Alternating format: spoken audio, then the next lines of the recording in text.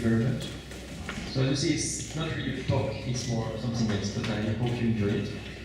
Before I start, just let me, you have this exhibition in the library, maybe you have seen all the models, just to tell you that we got this new book on the collection of models. It's in French for now, but you have a lot of articles and a lot of pictures about these models, both by mathematicians, artists, and historians. So I left a copy if you want. You can circulate it and see what you want. Okay, ready? Okay. So, infinity is a concept that stimulated mathematicians, physicists, and artists. Is the universe finite? How can we think a finite universe? Is the starry night that we see in the evening just depicted on a kind of sailing far away, or are the stars spread to infinity? This naive question has been at the heart of debates that shook natural philosophy for more than 20 centuries. Indeed, for centuries, this question was plagued by the boundary problem and paradox. If the universe is finite, what is there after the place where the universe ends? And this has changed with the development of topology, because then we started to understand that we can describe a finite universe without any boundary. So here is an example. I made a small picture, a film for you, about the universe, which is a torus. So we are in such a box where the walls with the same color are glued together. You cannot go out of the universe, you cannot leave the universe. And the problem is that you cannot leave this universe, so you cannot observe its shape from outside. What is this geometry? What is this size? We cannot travel through space as this Earth to leave our galaxy and go through the universe to see whether we will come back to where we started from. But since we have a universe which is finite without boundaries, so we observe the universe from here and now, and the only information we have about the universe, apart from some gravity waves that you have heard about in the recent days, is the light emitted by stars and galaxies. How can you know, when you observe the universe from here and now today, that you live in a universe which is finite or maybe infinite? Let me try to explain what you can do. Since you cannot leave your universe to observe its shape, you may be fooled by the topology. So here is a small universe, which a box which is not like the torus, a cubic box. It has a shape a little bit more complicated because it's a hyperbolic manifold. And inside I've just put one galaxy. But even like when the light emitted by this galaxy will go around the universe and warp in the universe, so that you will see the universe from many places, in the sky. So here is the sky that would be observed by an observer in such a galaxy, in a very typical universe with one single galaxy.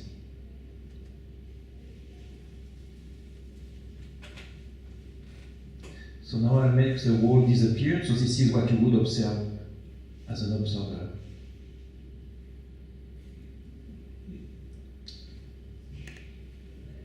In such a small universe, you have one galaxy, but you see, because of this mirror effect, you'll see plenty of galaxies in the universe in all directions. So basically, the topology fooled you and want you to believe that you're living in a universe which is infinite with a lot of galaxies. Yet, topology led a signature on this universe, and we can, from the observation, we can actually put constraints on the size of the universe. And today we know that the universe is larger than the universe that we can observe. And even we can even show that if it's 15% larger than the universe we observe, we cannot make the distinction between a finite universe, which is very large, and an infinite universe. They will have the same signature on the observable universe. Infinity is a concept around which art and science can meet. When you see this picture, you want to dream about topology, you want to dream about the universe. So can we dissolve this distinction between finite and infinite? Can we absorb infinity?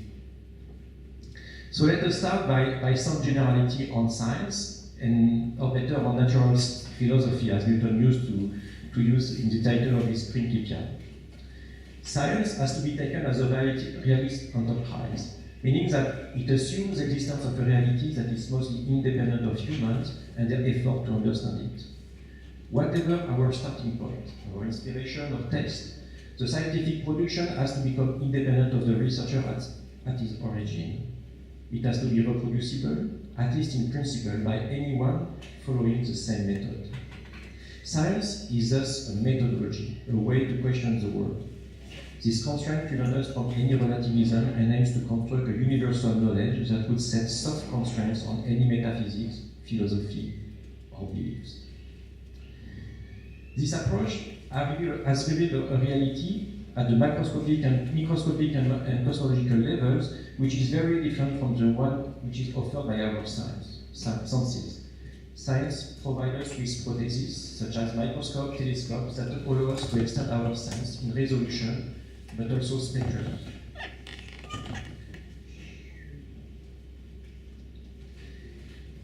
Since we can now see other colors that are inaccessible to our eyes, but which do exist, we can also feel the ripples of space-time, such as gravity waves, for which we have no sense at all. So science exposes us to a reality that we cannot access otherwise. We always have new words to describe these new worlds, quantum or cosmic. Hence the difficulty to popularize science. Hence the imaginary load that accompanies the description of scientific discoveries, always ahead of the vocabulary that would allow us to talk about them. To the word that I showed before by Oscar Wilde, I would add, this is why scientists try to transform the invisible into visible, to contemplate a greater mystery each day. As an example, here are our samples of representation of the atoms. They are all correct, but all incomplete. Each offers a map of reality. These maps are superimposed in the head of the researcher who knows which one to use in a given context.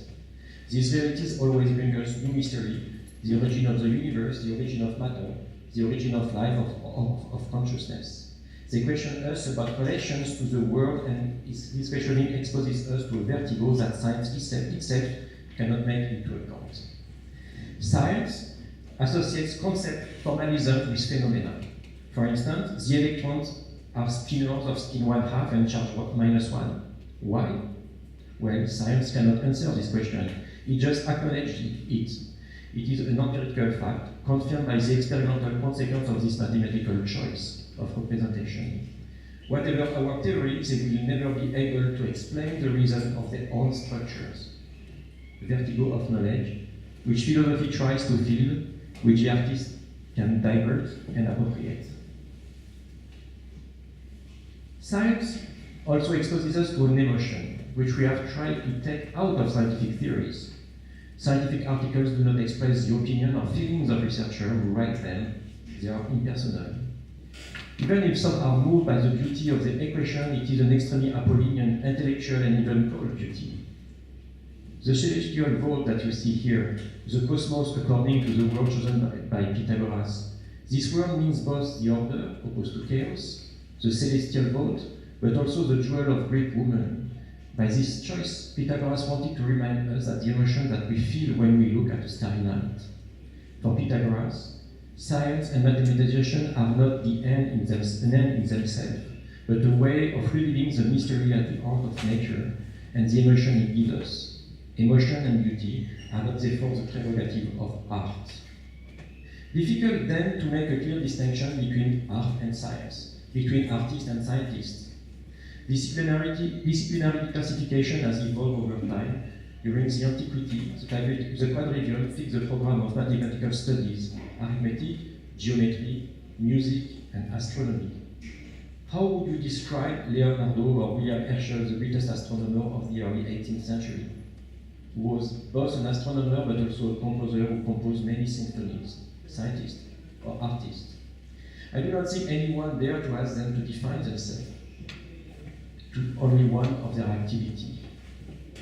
And this mask, painted by Man Ray, art? Actually, no. This is the representation of a cubic to illustrate the theorem of the 27 straight lines, and it is actually sitting in the library just on the first floor of this institute. And yet, it is the emotion, the surprise, the encounter with an unexpected and unpredictable reality that caught the eye of Man Ray, then Max Ernst, and then many other surrealists. Science and art meet on this mystery. This new reality belongs to all of us. It must be made sensitive and emotive. Scientists and artists meet on curiosity in its primary sense of caritas, the care that they take to the world in which they live. This sensitivity to the mystery is a common basis for building a joint research to reconnect the two meanings of the word cosmos, the world and the human in this world, cosmology and anthropology. Thus, we call for indisciplines as an attitude not to consider any barrier between disciplines and yet without relativisms. Categories and disciplines are necessary for formalization and exploration, but they also limit our way of thinking. Indiscipline, rather than indisciplinarity, asks us to place ourselves at the margin, to take risks of slipping, to discover. Indiscipline, what does it mean? Indiscipline is not an absence of discipline, but it's an attitude towards the world governed by a sense of care, of curiosity, a sensibility to mystery, to everything that escapes the senses, the understanding, the reason, a sense of emotion and wonder. Discipline will mean the establishment of a system for an understanding of the world. Indiscipline would mean an attitude of curiosity, of sensitivity, of care for the world that is invisible to our senses, inaccessible to our reason. Discipline can only be built on a world previously revealed by science. It develops around a movement that starts with the subject, his knowledge of himself and the world around him. The notion of pluridisciplinarity or multidisciplinarity approaches an object of study according to the different points of view of the addition of specific lenses.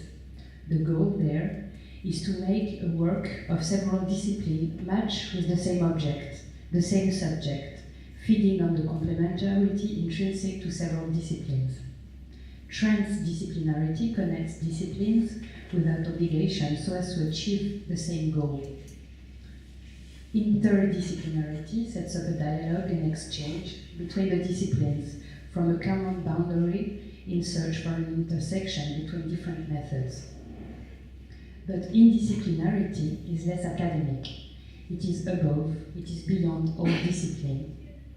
It is a personal, an anarchical attitude.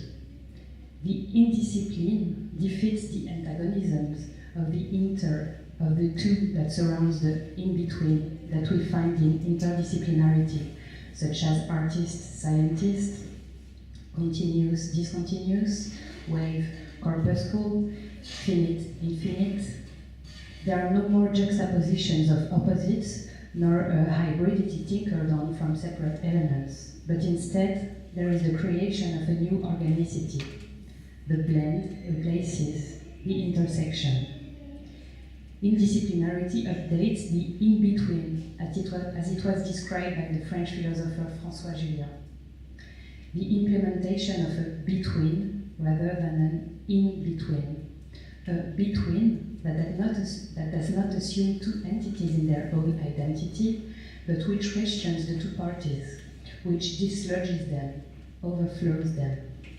A between that has no essence of its own, which escapes the ontological hold. This ethical attitude opens on the other, to the other.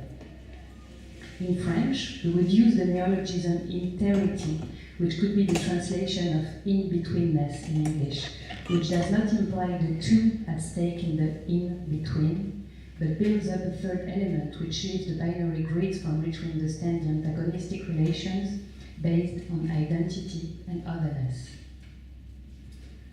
So this attitude is well illustrated by the Sorium Astronomicon, written by Johannes Kepler and published in 1634. Kepler knows, like Copernicus and Galileo, that the Earth rotates. His mathematical argument cannot convince non-specialists. He has no experiments because the experimental proof will be brought by Bradley in 1767 and by Foucault, so Léon, not Michel, in 1850. How then to make this rotation sensible? For this purpose, he will fly to the moon, which allows him to observe the Earth from the outside. Hence, he uses a paradoxical demonstration to make a scientific result tangible, sensory, sensual through fiction and art, so that it enters our way of seeing the world. It is as much in the fiction as in the laboratory that we change the world and the way.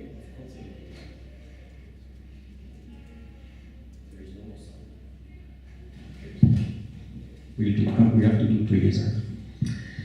So, now we are going to have to put into perspective a few little things you thought you knew. Let's be plain. Your body is hollow and contains the rest of the universe. Sorry? Yes, I know. All we have to do is dream that we are no longer the smallest particle in the universe, but the largest one, containing everything. That's absurd. No, you just need to change your viewpoint. You mean the deeper I go into myself, the greater the distances become? In a way, your center is at infinity. The limit of your body is the most distant point in the universe. You know, this can be demonstrated. We can move the inside of the sphere outside. The whole outside, infinite, can then come inside. Can you guess how? Easy, you make a hole. Well, you're right. But can we do that with the extra rule of not making any hole? No, it's impossible. Yeah, I guess with an ordinary ball, yes. But with a ball of a particular texture that can be stretched, bent, pass through itself, but that you can't crease or pinch. I don't know. Well, we are in a math institute today, so you see, everything is possible. With this mathematical fabric, we can do that. So let me give you an example. Here is a sphere. You see the outside in yellow, and you can deform the sphere as you want. It can pass through itself, like this, so that the inside, which is making in purple, go outside, but when it pitches or creases, it disintegrates. So now, can we try to make the outside inside? It doesn't work. So what was discovered? It's actually, this is possible to do that. And here is the way it's working.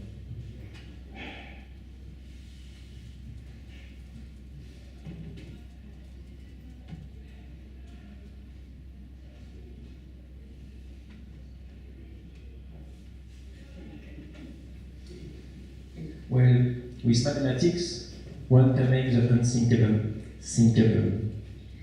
The same thing applies to artistic and poetic creation, in the sense of poiem, which means to make, to create.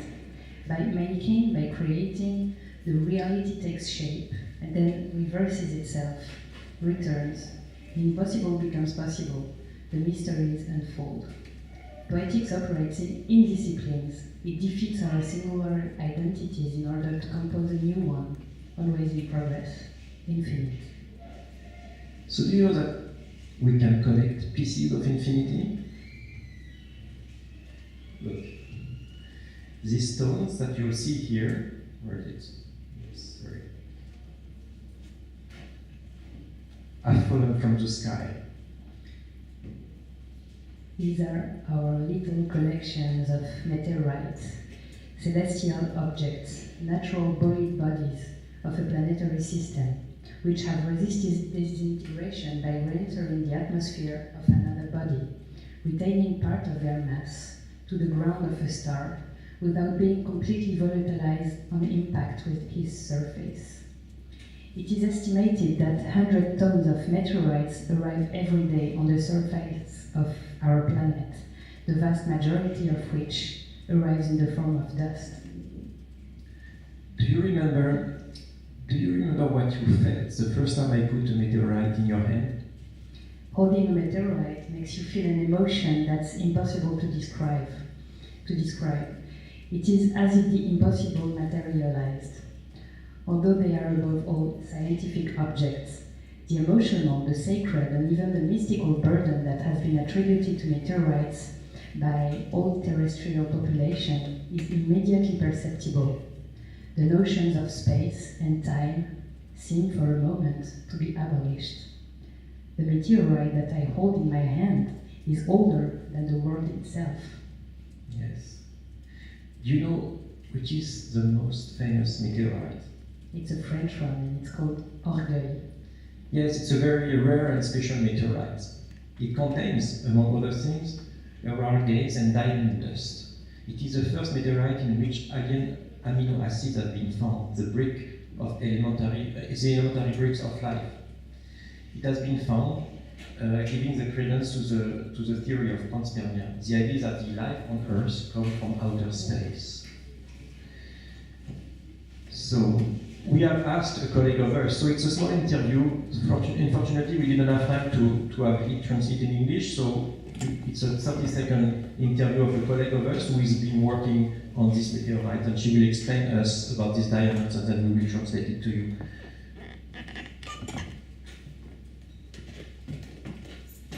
De Caligari ont découvert un rayonnement des années 1984. Donc des astronomes de Caligari ont découvert un rayonnement tout à fait mystérieux autour d'étoiles riches en carbone, des géantes rouges agonisantes. On a réalisé que ça pouvait correspondre à des petits diamants. Et là, les gens étaient très incrédules parce que des diamants dans l'espace, c'est difficile à fabriquer, puisque pour fabriquer des diamants, il faut des pressions gigantesques qu'on trouve à l'intérieur des planètes rocheuses, comme la Terre. So what Violaine explained to us here is that we found diamonds in this meteorite, and this is very surprising, because to synthesize diamonds, you need very high pressure that you find at the center of rocky stars like the Earth. How come can you synthesize diamond in space? No one had a clue for this until they worked on that. What I find fascinating in what this geologist says is that she considers the meteorite as a messenger, as an object that comes from the infinite, from the cosmos.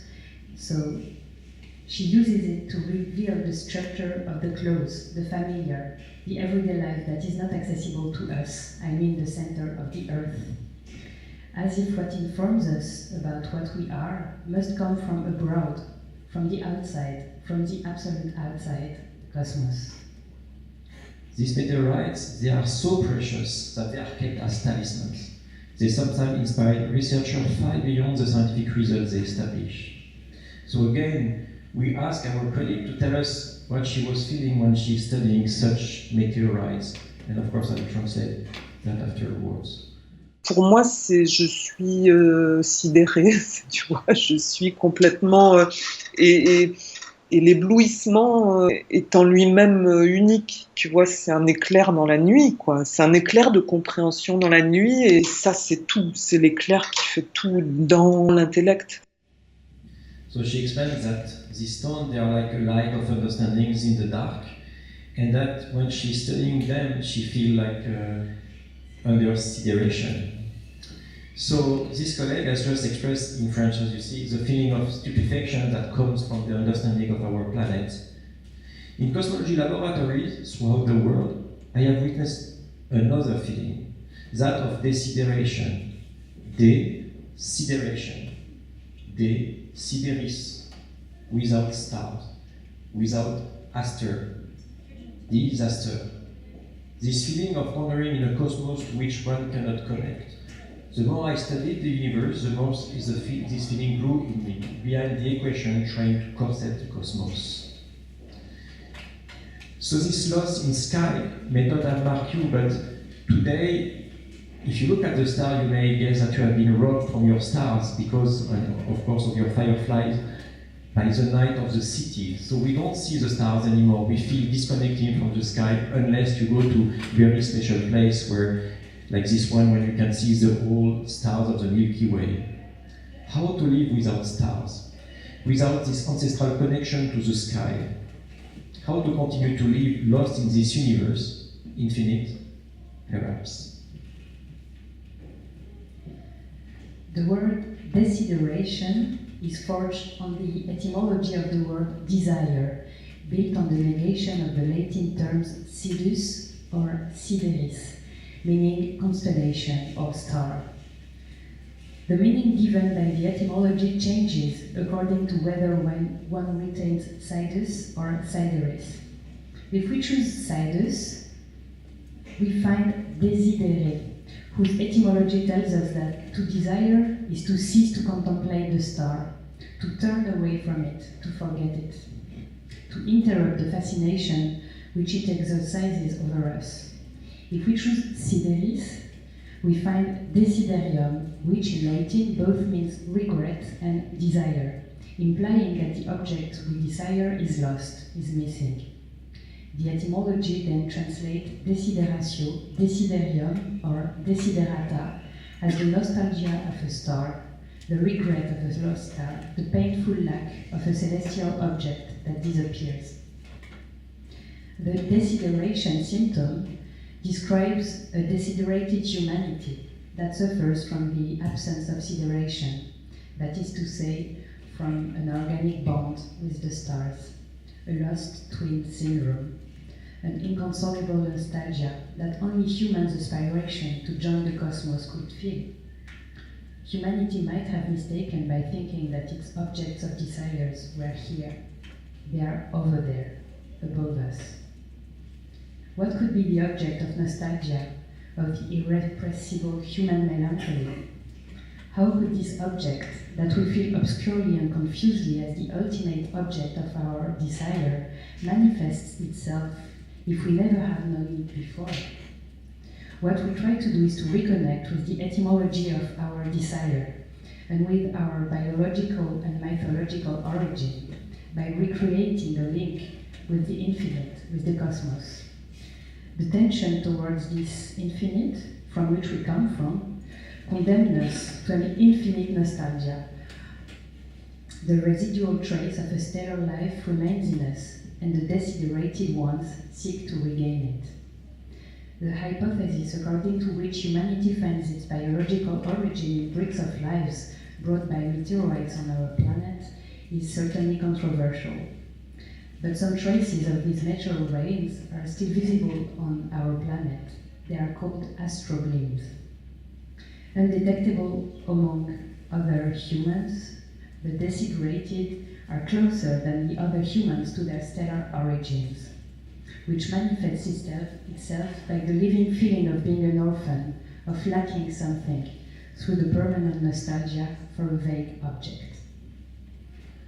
So the history of art and science can be reread from the specter of desideration.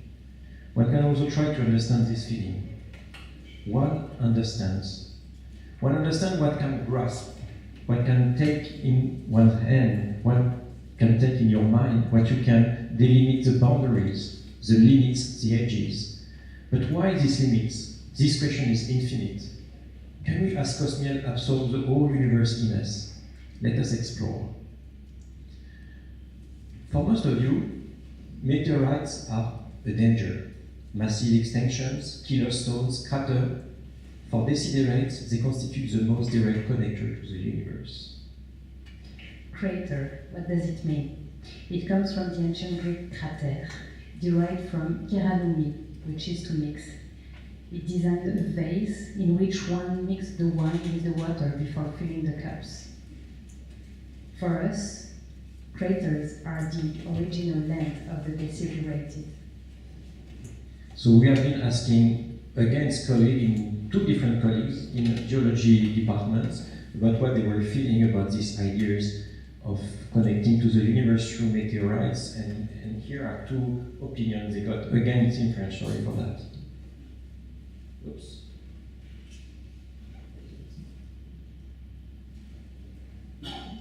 Des collègues m'ont parlé de la possibilité de pouvoir implanter un petit bout de l'univers dans mon corps.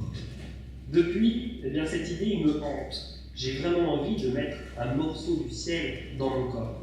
Mais quel morceau choisir? Finalement, eh bien, la logique voudrait que je me mette un petit bout de Mars, parce que c'est finalement la planète que j'étudie. Mais finalement, je pense que mon choix irait vers un petit morceau de comète. Parce que qu'y a-t-il de plus primitif qu'un morceau de comète? Parce que tout simplement, eh bien, ça englobe tout l'univers, le soleil compris. So Sylvain here is a specialist of the planet Mars, and he said that after he has discovered this idea about connecting through the universe through meteoritic implant, he was thinking about which kind of object he will try to connect with, and he said, of course, the most obvious thing would be Mars, because this is the object I know the most in the universe. But then he decided that no, probably not. The best would be a comet, because there is nothing more primitive in our solar system than comets, and he wants to really go to the most primitive object in the universe. Violette, that you have heard before, has another opinion. Here is what she's saying. Moi, je suis assez rêveuse et en fait contemplative. Et alors, je sais pas si je m'implanterais un fragment de météorite. Il est implanté dans ma tête et dans mon imaginaire. Et donc, je le vois. Je vois ces anneaux de diamants dans leur petite fiole. Je suis en connexion avec eux. Moi, c'est implanté dans ma tête et surtout dans une histoire qui montre que la science, en fait, c'est très romanesque. On arrive à débusquer des énigmes improbables et avoir un récit de la genèse du système solaire qui a fini par donner la planète sur laquelle on vit. So you see, Violaine disagrees with Sylvain. She said she doesn't need to do that because she's very contemplative and a dreamer, and for her it's enough to contemplate the object that science has revealed. She can just look at the small diamonds in a tube and dream for what the universe was in the past, and she said, well, it just shows that science is very Romanesque, and I don't need more connection to the universe than just thinking about what we have learned from the universe and the mysteries we haven't revealed. So as you see, the whole scientific community is completely divided on the value of a cosmic implant. And so, of course, this is just the beginning of the research at the moment that we are presenting. So we have exposed to these two researchers the result of our research on implants as a remedy to the symptom of desideration. The desiderated are searching for their infinite, the infinite they have lost, for that special immensity which they seek to feel in the permanent contemplation of the stars, which they dream of absorbing in order to realize and stabilize themselves in the earthly world. Thus, it is only by hybridizing with space, reinjecting in them a little of infinite and whose light knows them, that they could find serenity. This hybridization with the infinite will induce the mutation of our species by creating a half-human, half-cosmic organism. We will have to start with a contamination of our blood, then go for subcutaneous injection of our primitive essence, the first molecules born in the protosolar system, just out of the forge of the most local supernovae. Molecules that have never transited by any human body before. It will be necessary for the desiderated to hunt for meteorites, to extract tiny inclusions that they will implant under their skins. The surgical process will allow all the desiderated to absorb the infinite and renew their primordial link to the cosmos. Hybridization will induce a mutation of the desiderated's host body into a semi-human, semi-cosmic organism. As far as we are concerned, the two of us here, we decided to implant ourselves a lunar meteorite. The moon is the only satellite of our planet. The moon has many influences on the Earth: tides, stabilization of the obliquity of the Earth. The phases of the moon allow to invent the first calendars, the eclipses to measure the relative size of the sun, the moon, and the Earth. The origin of the moon is controversial. According to one theory, it would result in a giant impact. The moon is our closest friend, the memory of and protector of the Earth. The moon is the boundary between the subliminal world, corruptible, and the cosmos, eternal and incorruptible. From a physical point of view, two desiderates receiving a cosmic implant are then bound by a bond of a new nature. They can no longer be thought as two independent bodies. They form a single, non-local entity. This amazing property at the macroscopic level, and far from for many of you, is common in quantum mechanics, where we know about quantum entanglement. The first state on the above is a superposition, technically a tensor product. Each state brings its property while remaining independent. You can act on one without perturbing the other. This is interdisciplinarity. The second state is intricate. This means that acting on one of the components will influence and alter the other. They cannot be thought independently. They are a non-local entity of a new nature. The philosopher Donna Haraway, author of the fascinating Cyborg Manifesto in 1984, defined the cyborg as the embodiment of the contemporary political subject, and in the contemporary science fiction, through the human-machine hybridization and the miniaturization, multiplication of potential. The cyborg refers to a new form of resistance and dissidence against the normalization and the control of our existences.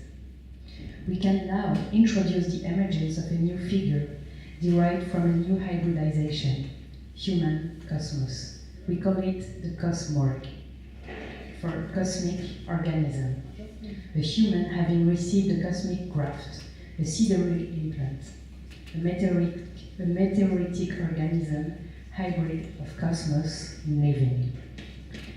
This figure is free from the dualities from which contemporary thought has arisen: objective, subjective, here below, beyond, supralunar, sublunar. It builds a transgressive encounter between these categories constructed against each other, exclusive of one another. Just like the cyborg of Haraway, our cosmorg is neither human nor alien, neither natural nor artificial, neither man nor woman. However, unlike the cyborg, the cosmorg does not dissociate itself from the history of the origin of humanity, of which the desiderated suppose that it will be located at the confines of the cosmos. The cosmorg allows us to think of our relationship to the infinite, to the beyond, through the establishment of a network between the individual and the cosmos. The boundaries between visible and invisible, physical and non-physical, classical thought and quantum thought, micro and macroscopic, finite and infinite, everything collapses under the feet of the cosmorg. Stardust. It reconnects us with its original origin. Thank you.